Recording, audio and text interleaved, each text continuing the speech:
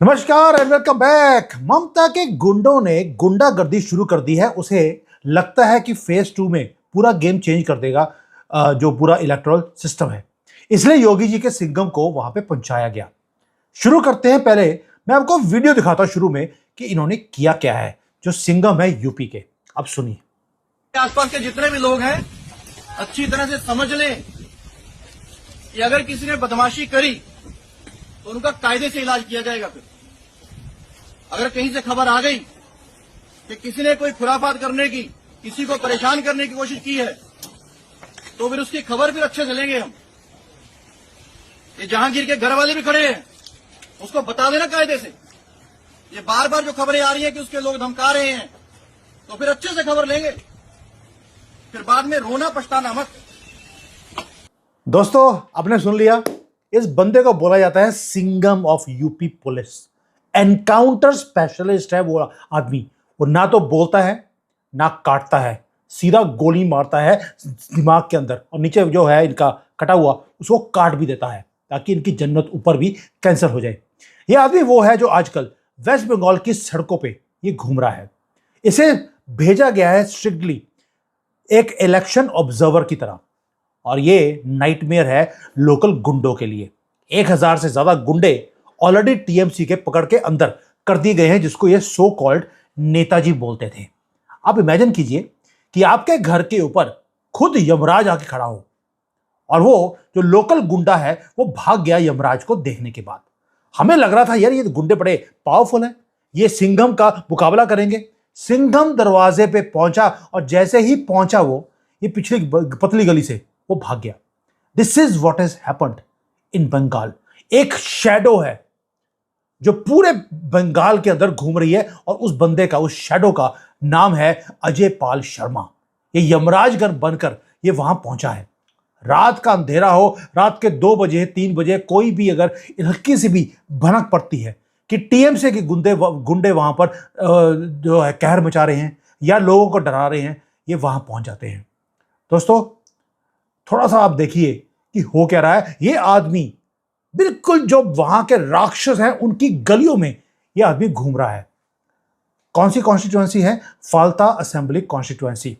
वहां पर जो टेरिटरी है वो पूरी गुंडों ने टेक ओवर करी हुई है। टीएमसी का कैंडिडेट जहांगीर खान, वही जो मैंने वीडियो दिखाया आपको, जहां पे वो ललकार रहा था जो हमारा सिंघम जहांगीर खान को, बता देना उसको कि अगर एक भी इंफॉर्मेशन मेरे पास आई तो वो हशर करूंगा, बाद में रोना मत। ये कोई आदमी कोई लोकल एवरेज पॉलिटिशियन नहीं है। ये आदमी वो है जो एरोगेंस से भरा हुआ है, और एरोगेंस भी इतनी है इसे लगता है कि जो लॉ एंड ऑर्डर है ये उससे ऊपर है, क्योंकि पूरी पुलिस, इवन की जो कोर्ट सिस्टम्स हैं, ममता बानो तक इस राक्षस को सपोर्ट करते हैं। अब जब जेपी नड्डा की जो कन्वॉय जा रहा था, आपको याद होगा, उसके ऊपर पत्थरबाजी की गई थी। किसने करी थी? वो थी जहांगीर वॉज द मास्टरमाइंड उस केओस के पीछे। इसकी ईगो वो है कि बीजेपी का प्रेसिडेंट जो है, पार्टी प्रेसिडेंट के ऊपर पत्थरबाजी करी है, और इसका जो टेरर का जो पूरा ये साम्राज्य है वो एब्सोल्यूट है। कोई इसको हाथ लगा नहीं सकता, क्योंकि जो अभिषेक बैनर्जी है ये उसका राइट हैंड है। अभिषेक बैनर्जी का एक डॉन, एक रूथलेस गैंगस्टर, जिसके लिए इवन लीडर्स भी इसके साथ घूमते फिरते हैं। अब इसका आखिरी स्टंट क्या था? वो ये था कि एक वायरल वीडियो हुआ इसका, जहां पर इसने अपना मास्टर प्लान दिखाया। ओपनली थ्रेटन करता है वोटर्स को कि अगर आपने बीजेपी को वोट किया तो आपको टुकड़े टुकड़ों में मैं काट दूंगा। ये एग्जैक्ट वर्ड्स हैं जहांगीर खान के कि आपको मैं टुकड़े कर दूंगा आपके। आप ऑडेसिटी देखिए इसकी कितनी स्टैगरिंग है। ये स्टेज के ऊपर कैमरास के सामने खड़े होकर ये बोलता है कि मुझे कोई हाथ नहीं लगा सकता, और ये इसने सारी हदें इसने पार कर दी, और इसे लगा कि मुझे कोई हाथ लगा नहीं सकता, मेरे पास कोई पहुंच नहीं सकता। He was dead wrong. अभी मैं डेड रॉन्ग बोल रहा हूं, विल बी डेड रॉन्ग, क्योंकि डेड तो ये होगा, क्योंकि अजय पाल शर्मा पहुंच गए हैं वहां पर। और जो वीडियो देखी आपने, अब देखिए कि मैसेज दिया क्यों? क्योंकि एक चिलिंग इंटेलिजेंस की जो रिपोर्ट है वो शर्मा जी के टेबल पे पहुंच गई, और शर्मा जी ने क्या किया? पुराना टाइम होता था, एक कमेटी बिठाई, लोगों को बोला कि जाके वेरीफाई करो, कुछ नहीं किया। कोई पेपर वर्क नहीं, कुछ नहीं। 300 से ज्यादा एनकाउंटर वो आदमी कर चुका है। वो गया सीधा अपनी फोर्स को लेकर मार्च किया पूरे शेर नहीं, सुअर के डन के बीच में। वहां जहांगीर खान की जो पूरी फैमिली थी, पूरा घर था, वहां पर गुंडों ने वहां पे पूरा घेराबंदी करी हुई थी कि जहांगीर खान के पास पहुंच ना सके। हुआ क्या, जैसे ही ये सिंघम वहां पहुंचते हैं, ये सुअर भाग गया वहां से। Jahangir Khan ran for his life before police vehicles even reached there.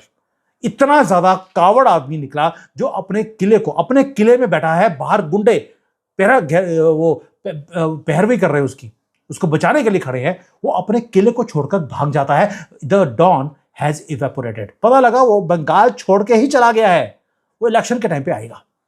और शर्मा जी ने वहां पे खड़े होकर कोई फ्रेंडली कोई भी कुछ बात नहीं करी, सीधा उन्होंने जहांगीर खान की जो फैमिली है उसकी आंखों में डाल के बोला है क्या, एक चिलिंग मैसेज, बता देना उसको अगर मेरे पास कोई भी इंफॉर्मेशन आई तो छोड़ूंगा नहीं, उसी भाषा में जवाब दूंगा। उसके बाद एक काम और भी किया, साथ में ये बोल दिया कि अगर तुमने वोटर्स को थ्रेटन करने की कोशिश करी या किसी बंदे का खून यहां बहा तो रोते हुए मत आना मेरे पास। ये थी फाइनल वार्निंग। अब इसके बाद एक काम और हुआ, एक मैसिव शिफ्ट आ गया पावर का उस एरिया के अंदर। शर्मा जी उसके बाद जो ट्रेम्बलिंग फैमिली है जहांगीर खान की, उसकी कांपे टांग रही थी, क्योंकि मुसलमानों की टांगे नहीं कांपती, इनकी कांपे टांगती हैं। अब इसका मतलब क्या है मुझे बता देना, क्योंकि हमारे लोगों की 2 टांगे होती हैं, इनकी 3 होती हैं, कुछ कटी हुई वो वाली, वो इनकी कांप रही थी। उसके बाद सिंघम ने काम और किया, जो लोकल सिटीजन्स हैं उनकी तरफ देखा, उनको बोल दिया कि तुम्हें मैं एक वेपन दे रहा हूं, वो वेपन है करेज का। एक एक वोटर को बोला आपको डरने की जरूरत नहीं है, आपको मेरे पास आने की भी जरूरत नहीं है, अपनी आइडेंटिटी बताने की जरूरत नहीं है, बस किसी तरीके से मेरे पास मैसेज पहुंचा देना ये आदमी कर क्या रहा है। विस्पर भी आया मेरे पास, हल्का सा हिंट, तो मैं पर्सनली जहांगीर खान की बॉडी यहीं पर बिछा दूंगा और इसकी जो एरोगेंस है इसके शरीर में से मैं निकाल दूंगा। और वैसे भी मोहम्मद जो नाम के लोग होते हैं या जिनके पीछे खान लगा हो, इन्होंने एंड में या तो जहर खाना होता है या डंडे खाते हैं। 1000 से ज्यादा मोहम्मद नाम के लोग ऑलरेडी डंडे खा चुके हैं। पिछवाड़ा लाल जो हुआ था अभी तक उसका नॉर्मल कलर नहीं हो रहा है। दोस्तों आपको समझना पड़ेगा, ये एक ट्रैक रिकॉर्ड है इस बंदे का, अजय पाल शर्मा का। ये गैंगस्टर्स को सवेरे ब्रेकफास्ट पे खाता है, वो लंच में उसके ऊपर, उसके लाश के ऊपर तेल डालता है, आग लगा देता है। ये मास्टरमाइंड है। यूपी के अंदर जो माफियाज के ऊपर क्रैकडाउन किया था योगी जी ने, ये आदमी मास्टरमाइंड है। वो 0 टाइम वेस्ट करता है, वो एक ही काम करता है, मुझे डर्टी पॉलिटिक्स में एंटर नहीं करना, ना ही मुझे किसी मंत्री की बात सुननी है, ना ही किसी कोर्ट की, नहीं, कुछ नहीं करता। वो जाता है सीधा गोली मारता है, गुंडा था गोली मार दी, ऐसी तैसी फराओ। यानी कि प्रॉब्लम चाइना स्टाइल में ये खत्म करता है। And he knows exactly what he is doing. जब वो जहांगीर खान के घर के बाहर पहुंचा, उसने वहां पर जाकर एक काम और किया, जो साइकोलॉजिकल वॉरफेयर है वो भी कर दिया, कंप्लीटली शटर कर दिया कि जहांगीर खान इनविंसिबल है। 30 सेकंड, सिर्फ 30 सेकंड लगे और जो मैसेज था पूरे के पूरे बंगाल में पहुंच गया कि जहांगीर खान भाग गया है, डर के मारे भागा है। ये है स्टेक्स जो स्काई रॉकेट हो रहे हैं और ममता बानो इस गेम को डेंजरस मूव लेके जा रही है। मैंने ऑलरेडी फेज 1 के बाद बता दिया था कि ममता बानो ने बहुत बड़ा एक डेंजरस गेम वो शुरू कर दिया है। आरएसएस ने भी अपनी स्ट्रेटेजी को चेंज कर दिया क्योंकि टेंशंस वो एक्सप्लोजिव हो गई हैं।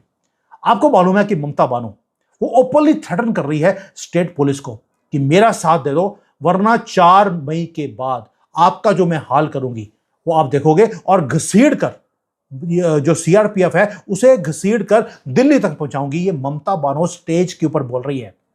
अगर बीजेपी के किसी नेता ने ऐसे बोला होता तो अब तक पता नहीं क्या कुछ कर दिया होता इन्होंने, मीडिया वालों ने। लेकिन मीडिया वाले इसको टच नहीं कर रहे क्योंकि ममता बानो क्योंकि मुसलमान है, इसलिए जो हमारा बिका हुआ मीडिया है उसको सपोर्ट कर रहा है।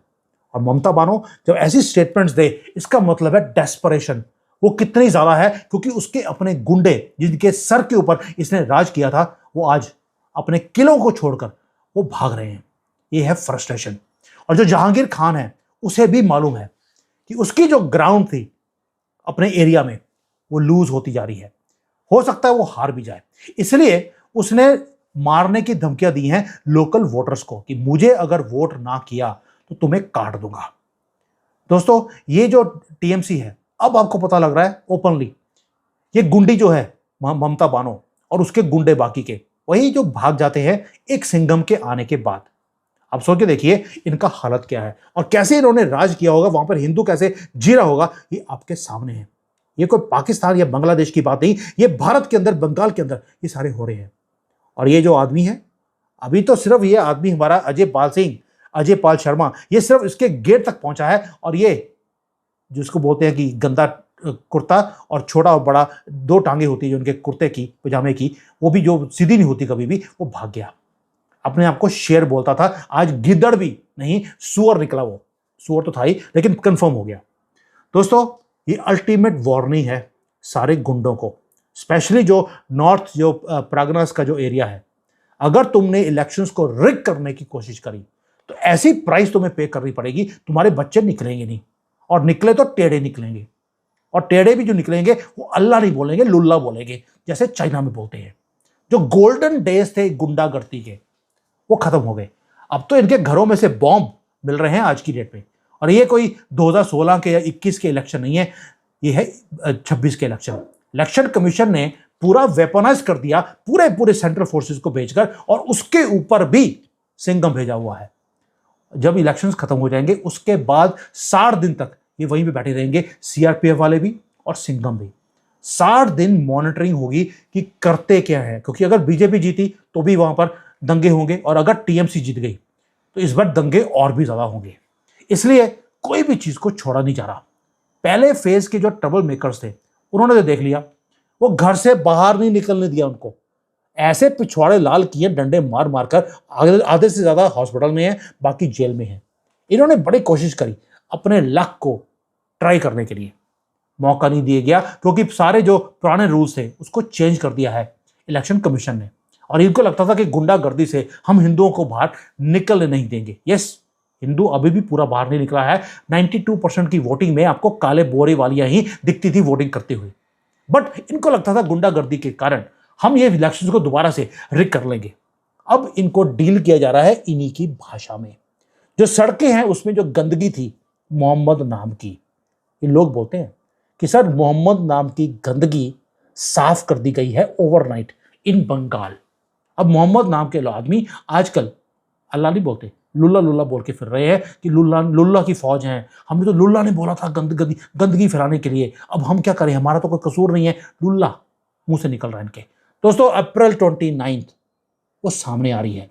एक मैसिव कॉन्स्पिरेसी था जो टीएमसी के गुंडे क्रिएट करने की कोशिश कर रहे थे, कभी धमकियों से, कभी बॉम्ब्स दिखाकर कि बाहर निकले तो हम ये बॉम्ब चला देंगे आपके ऊपर। सीआरपीएफ के ऊपर ये तंज कसने की कोशिश करी इनके गुंडों ने, मार मार के सीधा कर दिया उनको। अब इलेक्शन कमीशन को मालूम है कि ये आग से खेल रही है ममता बानो, इसलिए ये जो सारे लॉलेसनेस के जो एरियाज हैं वहां पर स्ट्रांग लोगों को, पूरी टीम को भेजा है। कभी अजय पाल शर्मा है तो कभी सीआरपीएफ के लोग हैं। अब तो मिलिट्री को भी उतार दिया गया है, कई एरियाज के अंदर मिलिट्री उतारी गई है। स्टेट के इलेक्शंस के अंदर कोई हमारा बांग्लादेश पाकिस्तान से युद्ध नहीं हो रहा, अपने कंट्री में एक स्टेट के इलेक्शंस हैं और मिलिट्री को बाहर निकलना पड़ रहा है। आप समझ सकते हैं कि उस जिहादन ने, ममता बानो ने वहां पे क्या कुछ हाल किया है। इतना बुरा हाल है कि अब तो राहुल गंदगी ने बीजेपी को सपोर्ट करना शुरू कर दिया कि ये करप्ट जो ममता बानो है ये जानी चाहिए। आप सोच सकते हैं, राहुल गंदगी जो देश का सबसे बड़ा गद्दार है, वो ममता बानो के अगेंस्ट बोल रहा है मोदी जी को कि देश को बचाना है तो ममता को हरा दीजिए। दोस्तों, पूरी गेम चेंज हो चुकी है। जो हंटर्स है आजकल उनकी हंटिंग हो रही है। जहांगीर खान ने बड़ी कोशिश करी एक लाइन को क्रॉस करने की, लेकिन उसका जो लोकल माफिया का जो टेस्ट था वो खत्म हो गया जैसे ही 30 सेकंड सिंघम रहा वहां पर यूपी का, और उसने दिखा दिया कि इनकी ताकत कितनी है। ताकत इनकी जीरो है। इनकी ताकत सिर्फ पजामे में होती है, पजामे में आग लगा दी गई है।